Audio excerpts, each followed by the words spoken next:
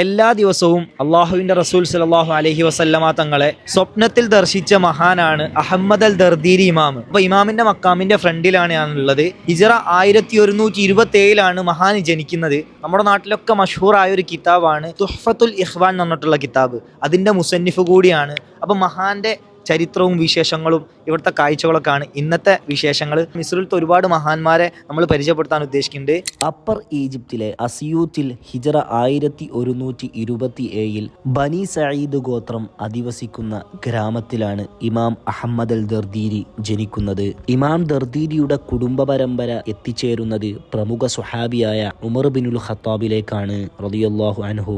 നന്നേ ചെറുപ്പത്തിൽ പരിശുദ്ധമായ ഖുർആൻ മനഃപ്പാടമാക്കുന്നതോടൊപ്പം നല്ല ഭംഗിയിൽ പാരായണം ചെയ്യുകയും ചെയ്തിരുന്നു. അറിവ് നേടുന്നതിൽ വലിയ ആഗ്രഹമുള്ള മഹാൻ അൽ അസ്ഹർ യൂണിവേഴ്സിറ്റിയിൽ ചേരുകയും നിരവധി ഉസ്താദുമാരുടെ സാന്നിധ്യത്തിൽ പഠനം ആരംഭിക്കുകയും ചെയ്തു. അതിൽ പ്രധാനികളായ ഉസ്താദുമാരാണ് ഷെയ്ഖ് അലി അൽ സഅദി, ഷെയ്ഖ് അൽ ഹഫ്നി എന്ന് പറയുന്ന രണ്ട് മഹാരഥന്മാരായ പണ്ഡിതന്മാർ. സൂഫിസത്തോടൊപ്പം മാലിക്കി മദ്ഹബിൽ ഫഖീഹു കൂടിയായ ഇമാം നിരവധി കിതാബുകൾ രചിച്ചിട്ടുണ്ട്. അക്കൂട്ടത്തിൽ നമ്മുടെ നാട്ടിൽ ഏറെ സ്വീകാര്യത ലഭിച്ച കിതാബാണ് തുഹ്ഫത്തുൽ ഇഖ്വാൻ.